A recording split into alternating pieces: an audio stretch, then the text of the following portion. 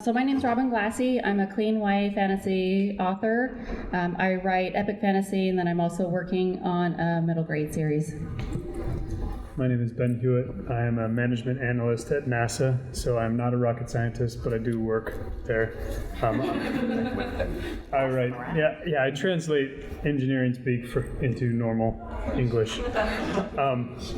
And I write fantasy, science fiction, and contemporary middle grade.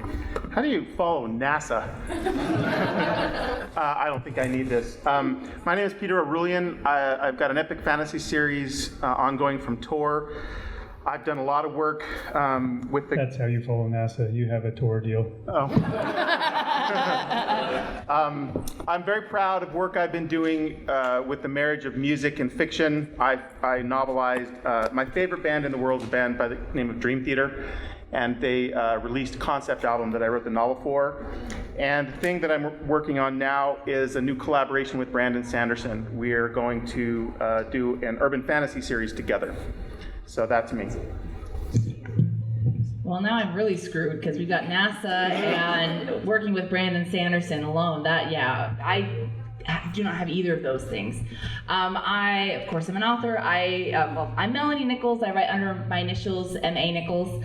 I have 3 series out. One's a young adult contemporary fantasy. I also have a adult fairy tale satire that's Princess Bride meets Once Upon a Time. And then I have recently broken out into Regency romance.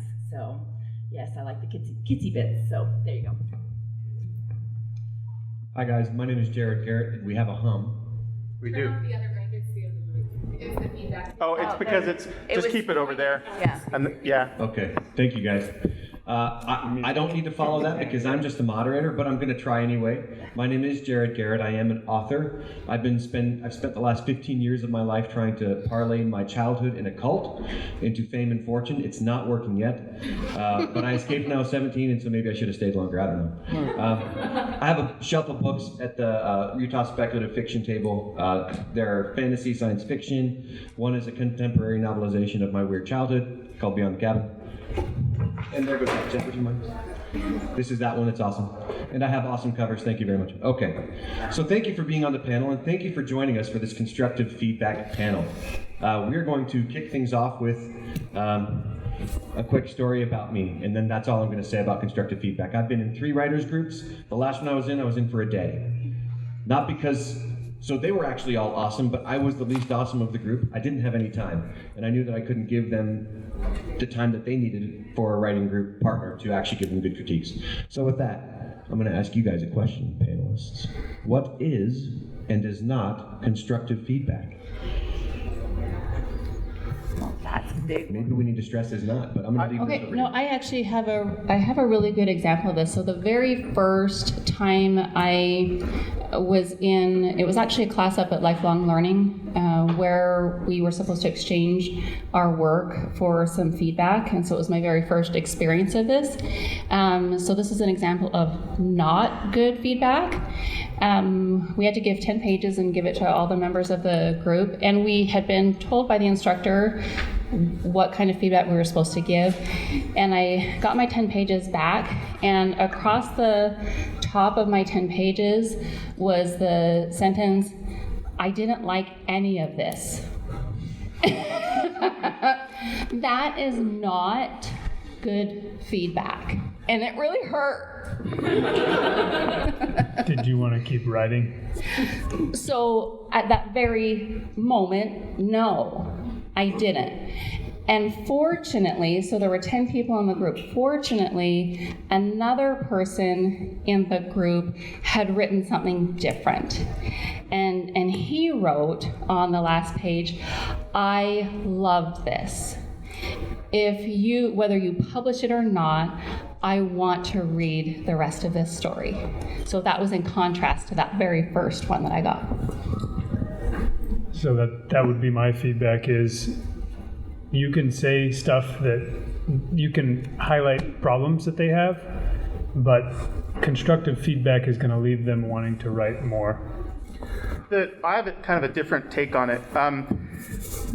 Not useful feedback is feedback that sits at such an altitude that you don't know what to do with it, good or bad. Saying I love this doesn't help me know what I did well. Saying I hate it doesn't tell me what I did wrong. Yeah. But for me, the more important thing is, and this is hard, well, not for everybody, but for many writers, it was for me for sure, is early on, being willing to hear and accept feedback is hard. But you have to kind of get yourself to a place where the more brutal the feedback is, the more you welcome it as a blessing in your life. Because these people are pointing to issues in your work that may need to be addressed. Stephen King's fond of saying, I always get 10 people to read it, and if they all have different opinions about things, I disregard those as subjective. But when they start to congregate around certain areas, then I know that I need to look at it. That's one approach. But I have to tell you, I don't use writing groups, but I do use beta readers. And you find the beta readers who are willing to give you, track changes and comments and stuff are useful for this. They give you the very pointed and specific feedback on things. And I absolutely love, and mine don't hold any punches. They are brutal with me. And if I'd read that early on, it would have been hard. But I had to get over myself and realize this was going to make my story better. And if that's not your goal as a writer, then you need to re-examine yourself a little bit. And so, the one thing I wanted to say on this panel, which I've already said, but I want to reiterate it, is the more critical the feedback is, really digging in and tearing it apart, the more of a blessing it is to you, because it's going to make you a better writer. It's going to make the story better. You basically said like everything I was hoping to say, actually, because one of the most unhelpful things for me is I don't work with writing groups either. I have beta readers. I work with a lot of them, and the most unhelpful thing is having them just say, I love it. I mean, don't get me wrong, I love hearing that. It's always great to hear that your story is great, but it does me absolutely no good. I don't know even if a story is good, there's always places to improve on it, and I don't know where those places are. And that negative feedback, as hard as it is to take, especially in the beginning, it is what's going to make your writing good. And I don't understand people who say they won't read negative reviews, because honestly, some of the best feedback I've ever gotten is from negative reviews. Yes, some of them are crazy, some of them are simply just being mean, but frankly, I would rather learn to get a thick skin while reading it on my computer at home than when someone walks up to me in person and tells me I didn't like my book, and then I start bawling and it's really embarrassing. But negative feedback is a good thing. It's really a good thing. And because if you really love your story, you want it to be better. And it gets better through negative feedback. Positive's great, but it doesn't help it. I think something that's really important too is knowing what point you're at in your draft, and communicating that to your critique group as well. Because in our critique group, we're at various stages. Some of us are further along and some of us are in the beginning. And so, with one of the members of our critique group, I had gone through and done different comments and done different things. And this particular person was in the very first stages, and he was like, it looks like a redacted document. So I was like, I'm so sorry, clearly that's not what you're looking for. And so it's communicating, I felt really bad. And so it's communicating, what is it exactly that you want from the members of your critique group? Are you wanting to have feedback on story arc? Are you wanting to have feedback on character development? Are you wanting more of line edits? Are you closer to the end? So don't just say, here, critique my manuscript. Give information to the members of your critique group and say, this is specifically what I'm looking for. Don't just put it out there. I also think analyzing or knowing the level or the place where that particular writer is in their writing journey is crucial to giving constructive feedback. Giving a brutal throwdown on a story is perfectly acceptable if your name is Peter Orullian, and I don't know if I pronounced that right. You did. But He somebody. works with Brandon Sanderson, so Yeah, he works with Brandon Sanderson. Brandon can be brutal.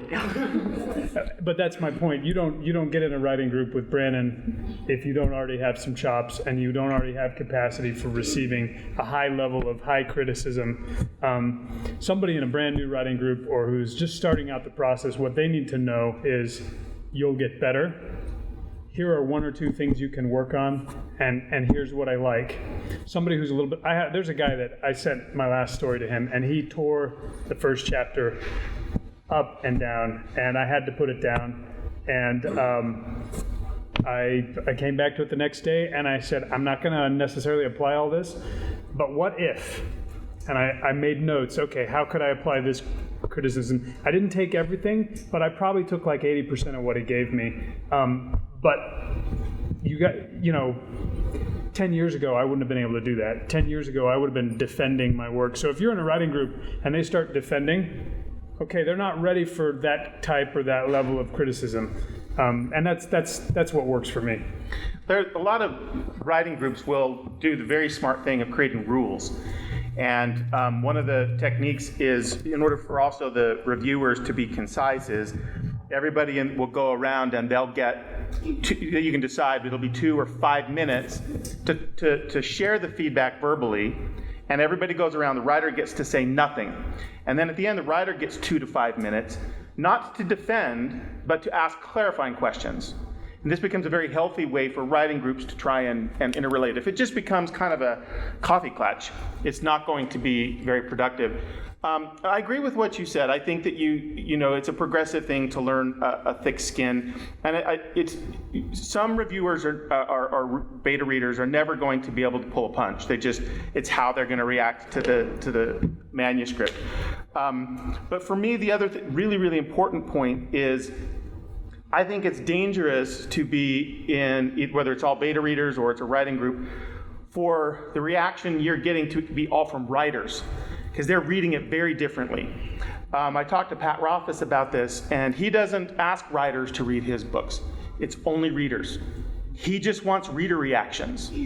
And so it's interesting how writers will use different approaches, but even if you decide you want or need writers to look at writerly things, like 3-act structure, or how am I doing dialogue attribution, these kinds of things, you want a reader's reaction, because they don't know all of the moving parts of fiction. They're going to just have an honest reaction to, do they like the story? And they can dig in and give thoughtful response of, well, this character doesn't seem believable, or I don't like how they're responding in this situation. And they give these reader reactions, which I think on balance are more important than a writer saying, well, your dialogue attribution is wanting.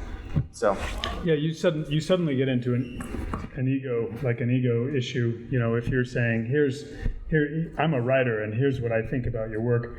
Even as a writer, you can give a reader response, and that's one of the most effective ways of providing constructive criticism.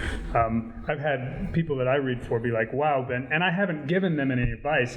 I'm just commenting on the margin on what I'm thinking as I go through this chapter, and then if there's a long swath where I haven't made any comments, it's either I'm in a hurry or I was sucked into their story, and that itself is a piece of constructive feedback to the author. So the reader response is really crucial, even if you are a writer and you're providing feedback on somebody else's work. And if you do it that way, then it's not, I'm a better writer than you. It's, as a reader, here's how I experienced your novel. We'll get one more comment on this question, then we'll move to the next. I want to just add too, I think that it is good to also get opinions from people who aren't necessarily a fan of your genre.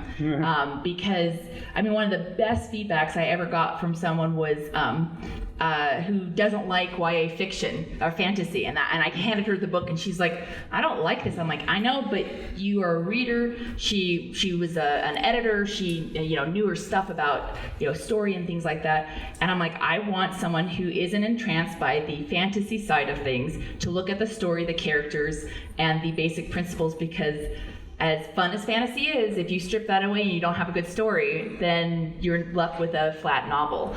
And I think that it is you want people to be familiar. You want some of your beta readers and some of your critiquers to be familiar with your genre, because you want them to be able to know what the patterns are and expect that, especially with tropes and things like that, you want them to be familiar with the genre. But it is nice to get feedback from people who maybe don't even like the genre. And she didn't enjoy the book per se, but she had a lot of critique to give me on pacing and issues that I had not seen that she was able to see, because she doesn't like fantasy. She doesn't like the young adult, and she was able to ignore all those things that can entrance readers who do like that and see at the core of the story.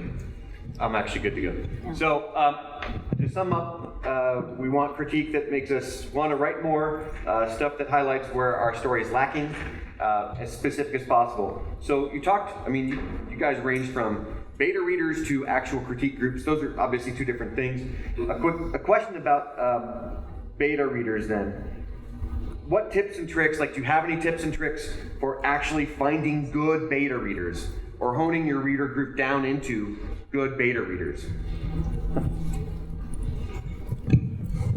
So I think, one way that you can find beta readers is actually building your email list. If you're not building an email list, then I would suggest that would be one way that you can do it, because you want to be able to find beta readers who are fans of your genre, right? And so if you're building your email list, then you put that invitation out there, invite them to become beta readers, because you want to have people who are enjoying your genre, who are specific to that. So building up your email list and then extending that invitation out there. Great. I actually use Fiverr, because I like finding people who don't know anything about me or my work, because sometimes it's nice to have that blind, I can't even think of how to describe it, just someone who isn't familiar with me, and They're not going to pull as many punches if they don't feel like they've got a relationship. Yes. Yep. Can you tell us? Fiverr, it's F5 with 2 R's on the end. People put up that they're willing to, beta read your book or edit your book. In fact, I find a lot of my contractors, people that help me publish my books through there, and they charge you. There's different amounts. Yeah, depending on how many words your book is, and you send it to them and they read it and send you back a whole bunch of, depending on how much you pay them and what they're willing to give you. Some of them will give me line by line critique. Some of them simply give me just like a 2 or 3 page write up, and I actually really like using that, and it's not terribly expensive, usually like $25 to $50 at most, and I'll grab a couple from there, because I like having that. I do find that anonymousness and that the fact that they're not familiar with my work helps sometimes. I have learned a thing today. I didn't know about Fiverr for that. That's great. Oh, I love it. I agree with all of that. It's interesting. The same could be this. It could also be true. It is true for me that someone knowing me better helps them feel more at liberty to say things they might not say to a stranger. You have good friends. So I have some readers who are really brutal, and they say things in this manuscript to me that they would never say to a stranger on the street. And the way I found my beta readers is all just networking. I'll give you an example. I was at Emerald City Comic-Con 3 or 4 years ago, and I had come in contact with Steve Erickson, who's a fantasy writer, and we met in the lobby of his hotel, and we were going to go to dinner, and he had a guy with him, and I had never met him, and so we got talking. He's from Ireland. He actually has a university degree in fantastical literature, which it was awesome to hear that there's actually a degree for that. And he reads for Steve Erickson. And Steve is a very literate fantasy writer, if you haven't read his stuff. It's very smart. And we got talking, and I found out that he reads for him. And so I was presumptuous enough to say, would you read for me? And he said yes. And he does this free, by the way. He doesn't do it for everybody, but he was, maybe I pinned him down, but he's now read a bunch of stuff for me, and he's one of these guys who, he apologizes, with his wonderful Irish accent. He says, I'm sorry for some of the things I said, but I'm not really sorry. And for me, those are the ones I keep. And if I have a beta reader who gives me glittering generalities, as I like to call them, I thank them for their time, but I don't ask them again because it's not worth their time, really, and it's not worth mine. And so every time I ask somebody to do it, if they give me, and it's not that these people don't say when they like something, but I tell them, I said, I don't really need the positive reinforcement as much. If you don't put something, I'll assume you're liking that part. And I keep these people who give me this really brutal honesty. And it's all of my readers have been through networking. Places like one of my best readers I met here. In fact, he had reviewed my book. He hated it. And I went to him with my next book and I said, hey, do you want to read for me? And he says, are you sure? And I said, yes, because I want this book to be better than the last one. So there you go. What was the review rating? Like 1 star, 2 star, 3 star? It wasn't a star thing. He runs a fan review site, Okay. and he actually contacted me in advance. He says, "So I'm going to publish a review of your book, and it's not going to be very awesome." When they warn you ahead of time, you know to just hold on. And I was like, why would you contacted me in advance to tell me this? Now I'm just going to be like sweating bullets until this comes out. And so we went back and forth. He says, well, maybe we do an interview and that helps you mitigate the damage I'm going to do to you. And I kept thinking about this, and I finally said, no, I don't think we need to be friends. And so we kind of parted ways. And then I kind of progressed in my thinking about what it is I wanted to be able to do in my career. Yeah. And I thought, okay, some people really liked the book, and some people didn't like the book. And so I wanted to understand better the people that didn't like it and why. And because he had such clear thinking about what he didn't like, I went back to him with my next novel. And he did that. And the interesting thing is we became very, very good friends. He's read a ton of stuff for me, and he's one of those guys. And it gets to the point where the comments are so brutal, they're kind of funny, And you kind of just laugh, because you can see the person writing them and just delighting in how they're tearing you down. And, I agree with the point you make. You may not have that thick a skin early, but it's critical that you develop it, I think, personally, if you want to have a career. Well, and that goes back to career phase, right? So for someone like Peter, constructive, hey, you did this well, may not be necessary. For someone who's starting out, it may be very good to receive. I've had feedback that says, Ben, I really like this and this and this about this one scene in your book, and you were doing all these things. And I was like, yeah, I totally meant to do that. And so sometimes that, early career phase, you're giving them positives. You executed this thing perfectly, and I love it. They may not know that they did that. They may have done it, subconsciously, but giving them that feedback is I think crucial. But yeah, career phase.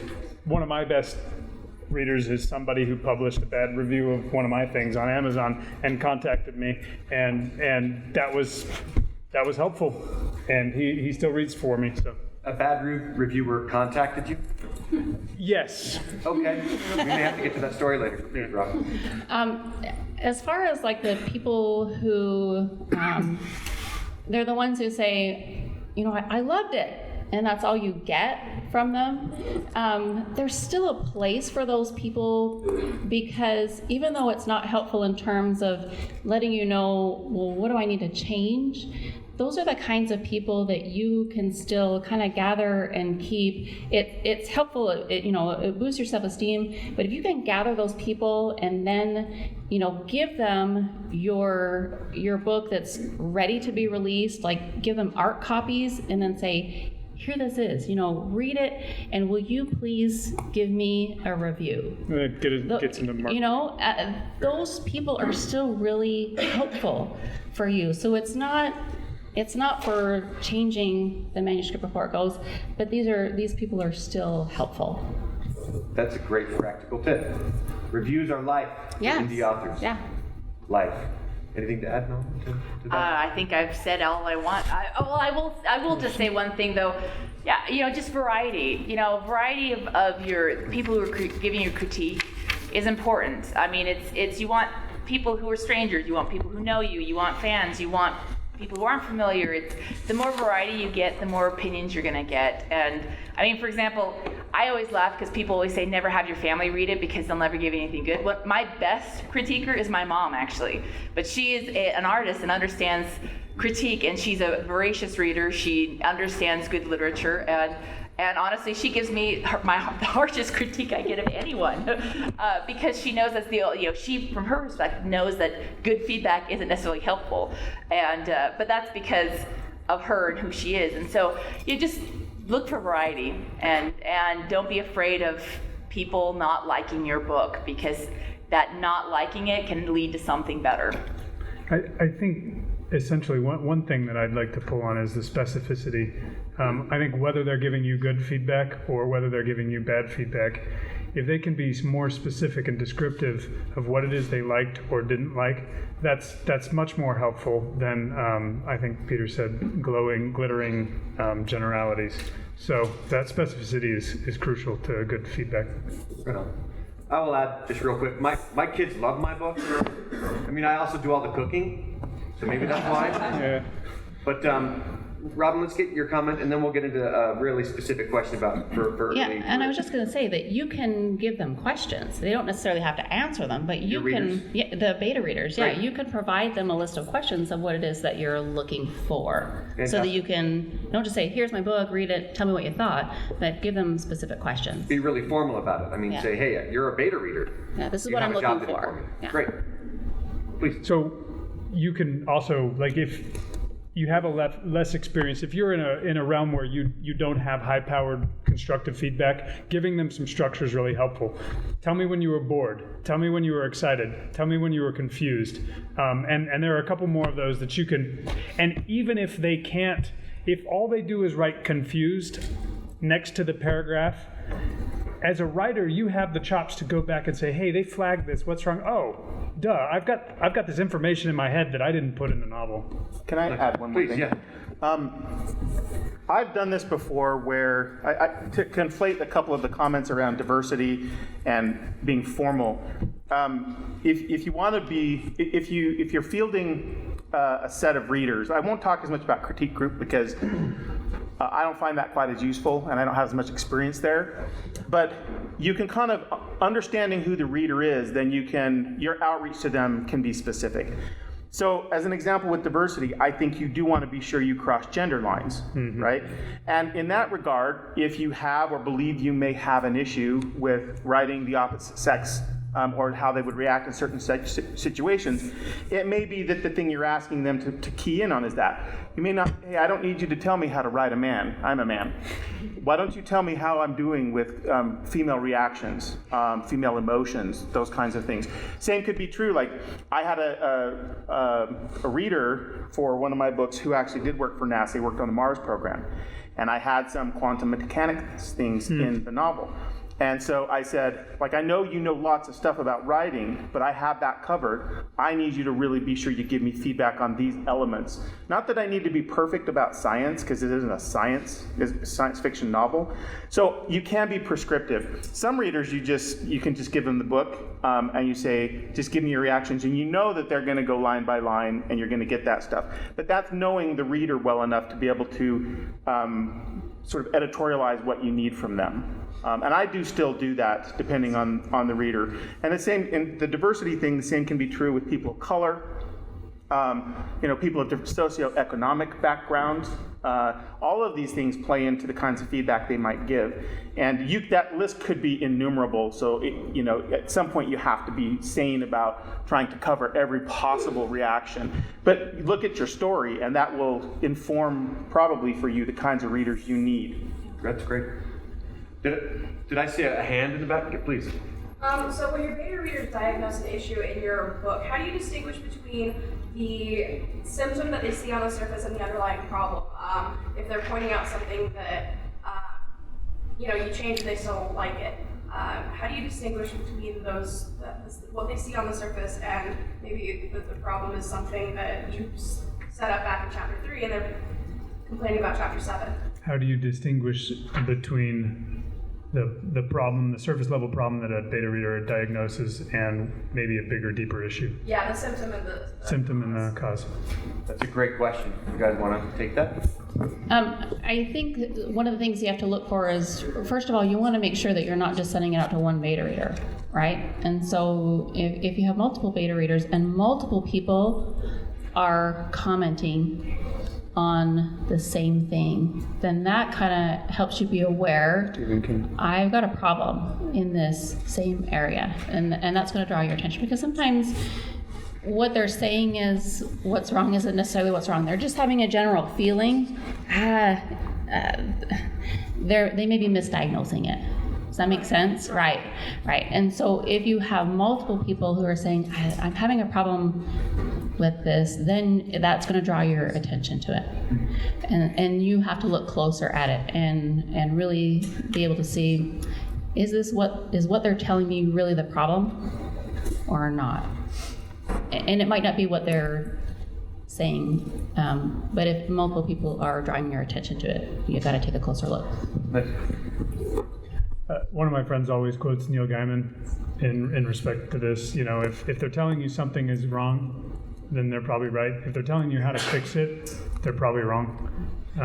So, I mean, that's what I would say. You know, if somebody has an issue with something, look at it carefully. Maybe you are setting it up for chapter 7, but maybe there's something else you can do in chapter 2 to make it not such a big, abrupt brick in the middle of your novel. I actually had this issue with the novel that published just last week, where my beta reader came back and said she thought that the ending, the climax was, that there was an issue with the climax, and basically said that I had it's historical, excuse me if I can speak, historical romance, the couple get together and then something else happens that is the real climax. So the emotional climax is at one point, and then there's a plot climax about a chapter after that, and she's like, you need to combine those. That's what she told me. She gave me that very specific advice that those need to happen at the same time. Well, there was reasons why it couldn't happen, and I spent a lot of time thinking, and honestly spending a lot of time going over it in your head and trying it different ways, and finally I realized that it wasn't so much that I separated those out because they needed to be separated. It was that I spent too much time in between it, that, you know, there was a lot of time where I was spending with them just being happy because they'd had their little emotional, you know, they kissed and made up and they're engaged and everything's wonderful, and they're, you know, I was having too much fun writing that stuff. And I realized, oh my gosh, I spent like a chapter with just this, you know, happy ever after moment.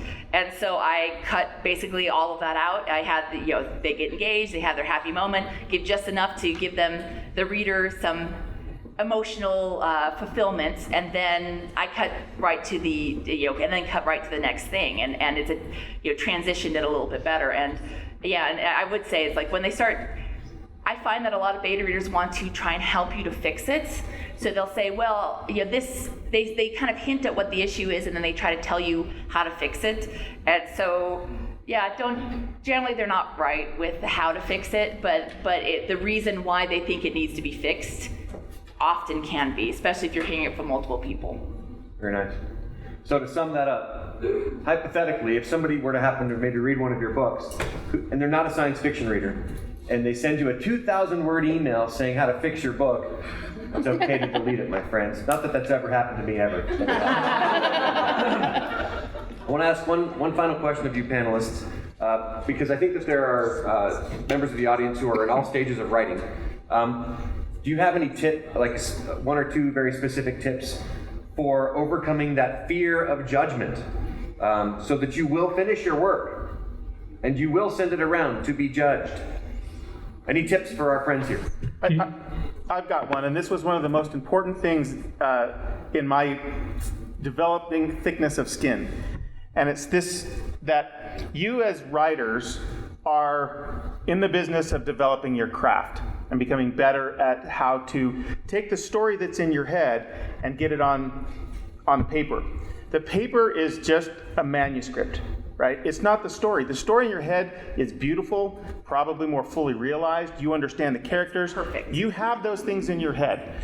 And the instrument that is the manuscript will have all kinds of flaws that aren't a function of your gift as a storyteller or your passion or the story itself, but in your ability at whatever point in time to get it onto the manuscript. So you disassociate yourself as a storyteller and writer from your ability to translate it to the written form. And so when that goes to a beta reader, they're not, and by the way, in all critique, if it ever becomes personal, you immediately cut that person loose, whether it's in a critique group or a beta reader. If they say, well, I can tell that you're doing this because when your dad abused you when you were a kid. It's like, no, you don't get to say those kinds of things. This isn't about me, it's about the manuscript, right? You're not my psychotherapist. So having said that, you can take a lot of comfort in knowing all they're doing is reacting to the manuscript. It's not me, it's not even my story, because I'm whatever altitude I am as a storyteller to be able to translate the thing in my head to the written form. And once I really got my mind around that, it became very easy to send out manuscripts and get feedback, because it's like, okay, well, I haven't done a good enough job yet of getting the story out, because the story's still awesome. I just got to do a better job of getting it on the page. Nice.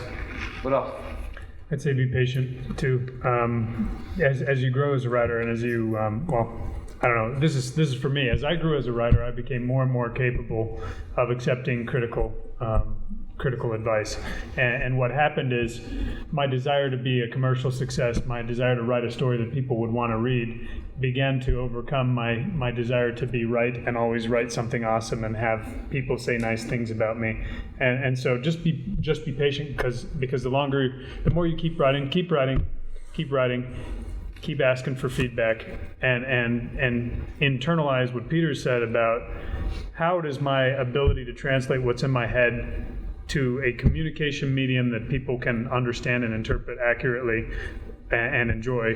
How is my ability growing? And that's what in my opinion, that's what I had to do. Thank you. I think one of the things that's really important is to let go of comparisons. It's kind of bouncing off what's being said, is that you're on your own journey to become a better writer, and you're going to have this voice in your head, your inner critic, that's going to be trying to have you compare yourself to other people. I can never be like so-and-so. I can never be like this writer. And you have to let go of that and just focus on your own writing journey. And that as you continue to learn, you're going to continue to grow, and you're going to continue to see your writing getting better. It's not about you versus another writer and their writing. It's you versus yourself and your own growth. And you're going to continue to get better. So don't compare yourself to other writers. Compare yourself to yourself and how you're growing and improving. That's what it's about. That's awesome. I would say one of the things that's helped me is accepting the fact that you can't make everyone like your book. No matter how good your book is, there will be people who don't like it.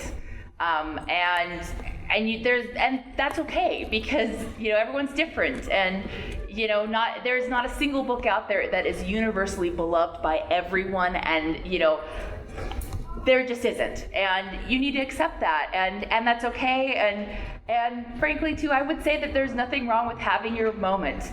Honestly, I'm getting better at taking constructive feedback, because I do look at it as an opportunity for growth and to get better, and it's necessary, and that pain hurts, but it's a good kind of pain. But there are times when, honestly, I do sit there and cry at home alone and, have my moment of like, oh my gosh, especially when it's someone who is a fan who didn't like a specific book of mine. That's to me is a difficult one, because obviously something went wrong with with this book, because this is someone who likes me, and so there are times when, acknowledge the fact that it sucks and it hurts. And then you just gotta have your moment, dust yourself off, and go back to work, because you're just only gonna get better. And giving up means you're never going to get better. And I would also put a little plug out there. If you have an opportunity in other aspects of your life to put yourself in uncomfortable positions where you're being judged and critiqued, I find that it's helped me a lot, because I have a history with painting and with music, and I've done a lot of performance things, and I've grown up with people critiquing me. It's still hard for me to take it sometimes, but honestly, getting used to the fact that being judged by people helps me accept that people are going to judge me about my books too. And so, if you have that opportunity to put yourself in uncomfortable positions, it gets easier the more you do it. Great. So. Let me, a case study in this is a book by Pat Rothfuss, whose first couple of books are almost universally regarded as high art in epic fantasy. But he published a novella called The Slow Regard of Silent Things. And if you want to really understand reaction from a fan base who, for them, he is a messiah. Like, he is a cult of personality. His prose is beautiful. But the Slow Regard of Silent Things was a very polarizing story. He did a scene in there, it's 5 pages long, about how to make soap. And so he's got this character who goes through, and nothing really happens. Prose is beautiful, but he frames it with both a foreword and kind of an afterword that, and I won't give it all away, but go and read some of the Amazon reviews, the 1 stars and the 5 stars, and you will see what can happen to a person who is one of the biggest names in the field right now, publishing something that many people absolutely hated. And why? And it's really interesting when you have this kind of a reader reaction when you are already at that sort of level of success. And it in a strange way, it's kind of comforting. Not that we take delight in other people's 1-star reviews, but Makes you feel like less of a failure. Well, but the really great thing is Pat does this World Builders thing every year for Heifer International. He raises money, and one of the things he does for fun is he invites writers to come on and read their Amazon 1-star reviews. And it's so much fun. And being able to do that and kind of have fun with the fact that not everybody loves you. And some of the reviews are hysterical. Some are legit, but some are like someone was high or drunk or something when they wrote this. Being able to laugh at yourself is very healthy. So my absolutely most popular blog post for the first year I was blogging was a reaction to my 1-star review, and I basically broke it down, and I was horrified to have a 1-star review, and so I wrote this thing. It's totally unjust, and what are they actually saying here? And I got done with this, and people are just like logging on to read this one post. I don't know why, and maybe it's the negativity. I don't know. It's a very snarky post. And my brother looks at me, and he's like, that was probably a troll, right, that wrote that? And I was like, oh my gosh, yeah, this was not a sentient person who wrote this review. So, just, take it with a grain of salt. Thank you for that. I'd like to field questions, but we're almost out of time. We just have time for a quick plug from each author. And we'll start with Melanie, if you don't mind, since we started with that. I'll be tonight at the book signing event, so please come buy my books. I'll also I'm doing various panels throughout today and tomorrow. I'll be doing a presentation tomorrow about obsessive outlining, because I have a very detailed, meticulous, and organized approach to outlining. So if you want to see how crazy I am, come and see. Yeah. That's great. Join the insanity. Yeah. Thank you. Peter. I'm on panels throughout the weekend. I'll be at the signing tonight. They have some of my work in the dealer's room.